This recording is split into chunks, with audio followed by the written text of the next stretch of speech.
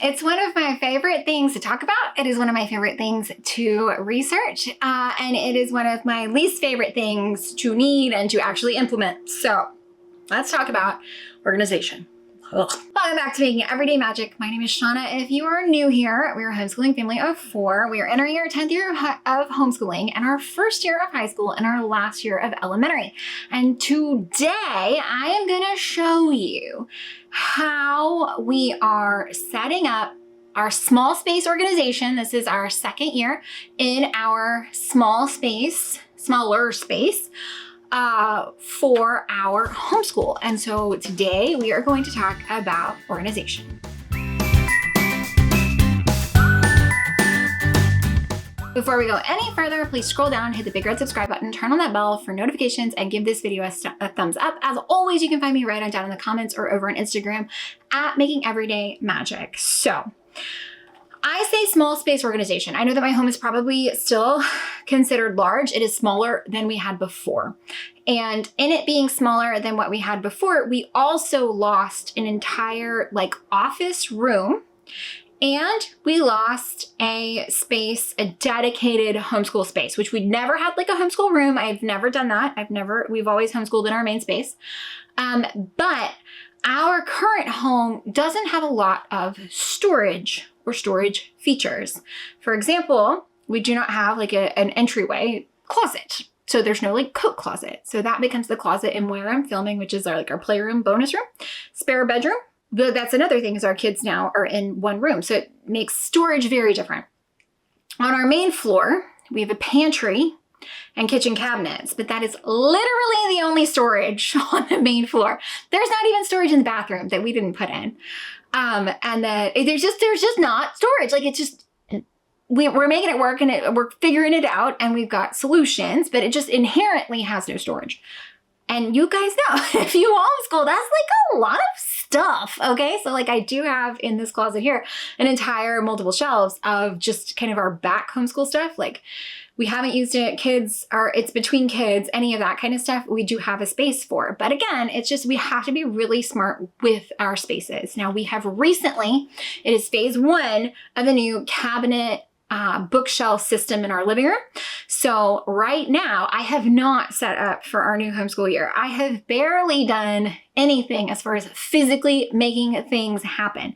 And so in this video, you are going to see what I'm starting with, and then also kind of the end result. So how it's going to be prepped and ready before we launch into our new homeschool year, which we are starting also so much later, 3 weeks later than we normally do, just to accommodate schedules. So it's all about storage and what can fit where and how we're making it happen. And that is just the theme of the year, I think. So without further ado, let me show you my cabinets, and then we will talk through some intent probably while I'm filming, and then show you what's new, what's different as far as my systems go, and then I will show you the final setup. Okay, let's go. That's the plan. It's a good plan. Let's go. Okay, I'm gonna give you a look at what we're actually working with here. So we have these 3 cabinets in our main space right behind the couch, and then we're working with about half of that cabinet right there. So I'm going to show you. Currently, we have some stuff pulled out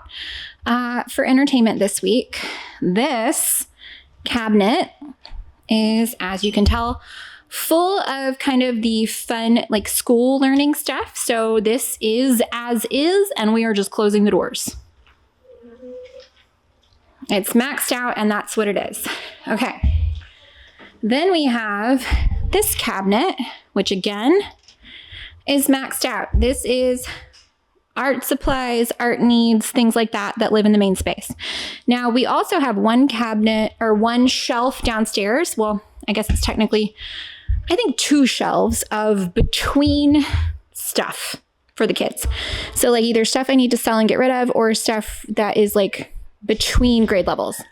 This cabinet is currently stuff that I haven't dealt with from last year, and then empty space. So I'm unsure how we're going to utilize this space with that space, but we're going to pull it all out and see what happens. Okay, so currently I think that roundabout of art things is going to go in the other cabinet because it will fit better. And then we've just got to organize all of this. And what I am thinking is communal books, 1 kid, 2 kid, and then up here in this kind of closed space, I'm thinking about instructor materials, and then things that just don't fit neatly on this cabinet are Matthew C blocks, things like that, putting in the cabinet behind me that has empty space. So that is the current plan. I will come back and let you know what actually happened. Okay, so across the top, we have our school supplies here, like pens, pencils, things. We have more pencils, manipulatives, Matthew C blocks, flashcards, kind of any of the other stuff that's consumable that we'll need. We have one of our Lego kits still down here, a bin of papers Mom still needs to go through, and then random school supplies, like empty notebooks, folders, anything like that, all in this cabinet. We're calling it like the consumable cabinet. Okay, in this cabinet, we have 3 shelves. The bottom 3 shelves are devoted to school. And what we have is we have our 5th grader on the bottom shelf, 9th grader in the middle shelf, and then communal books above that. So she has everything that she needs for this upcoming year that she is expected to do daily over here on the left. This organization helped me realize I have forgotten to purchase Myrtle, so we're going to get on it. Her new school supplies are here. This is French. It's all kind of floppy. So this is French and Caesar's English flashcards. And then over here is just other fun workbooks and stuff that we either kind of periodically work on or haven't gotten to yet or have some pages left over still. So that. Okay, this is our 9th grader shelf. We've got Denison Geometry, the big spiral. We have the history timeline that we'll be utilizing for our pneumatic professor. And then we have Michael Clay Thompson.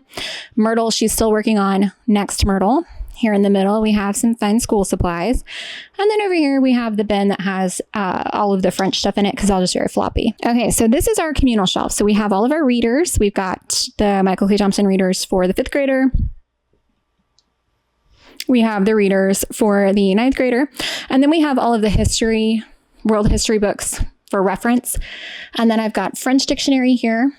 And Simply Draw is on our shelf. And then we have just a clipboard and a calculator over here. And so that is this whole cabinet. And this is everything that they'll be doing like every day. Okay, so here is the more of like the mom stuff. So as you can see, these are my instructor manuals for the 5th graders. So I've got my Michael Clay Thompson stuff here, my Matthew C, and then these are the French Rosetta Stone resources here.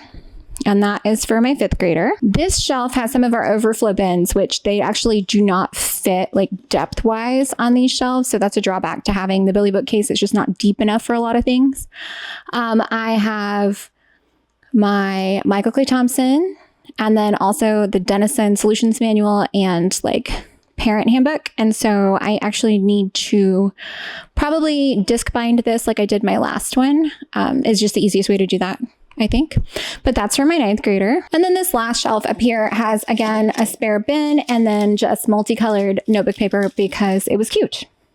And so that's it. That's all of our organization. It's all set up and ready to go. Well, guys, I hope that you found any of this helpful, entertaining, or informative. If you did, please scroll down, hit the big red subscribe button, turn on that bell for notifications, and give this video a thumbs up. As always, you can find me down in the comments or over on Instagram at Making Everyday Magic.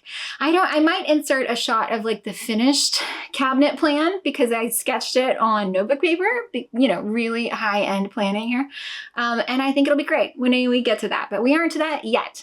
But we do still need to start school on schedule because we're already starting late. So it is what it is. It ain't what it ain't, and don't make it what it isn't. And right now we are doing our best with the small space that we have to allocate to our homeschool and still live our lives in the main space. If you want to know about any of the bins or anything like that, if it is a plastic bin, it is from the Dollar Tree in some year before now. Dollar Tree or Target Dollar Spot. That's where I get my bins because I don't like to spend money on that kind of stuff. Cabinets are from IKEA. The ones behind the couches, the shorter kind of like wood grain cabinets, those are from Amazon. Yeah, so that's what we're working with. And I just hope for us that we can make it good in practice. That's the goal. So yeah, let me know. What do you do? Are you bins? Is it everywhere? Do you have a homeschool room, a cabinet, a space? You guys remember my kids used to have the long desk with cabinets on each end. I love that. Miss that. But it just doesn't work here. It doesn't work here. So it is what it is. Don't worry, all of the furniture that has come out is repurposed in a different place in our house. So don't worry about that. Most all of it actually I think is in my office, but it is what it is. My office is the other half of our bedroom. Everything's pulling double duty over here because this is how it is just gotta happen. It's how it has to work in this smaller space. So be flexible. Remember, it doesn't have to be perfect. It's not going to look like Pinterest. That's the main reason that I always come and show this. One, it kicks my hiney to get in gear, to get it done so that we're ready. And two, it is a nice reminder, I think, that it's not all color-coded full homeschool rooms with all the stuff on the walls looking like a classroom. That is not this girl's homeschool, okay? And my homeschool, I like to think, does a pretty good job. So just a little pleasant reminder that you don't have to be perfect and it doesn't have to be picture-worthy. It just has to be functional and something you can use consistently, and that will serve you the best. Anyways, guys, thanks for coming back. I hope that you enjoyed it, and together let's keep making everyday magic.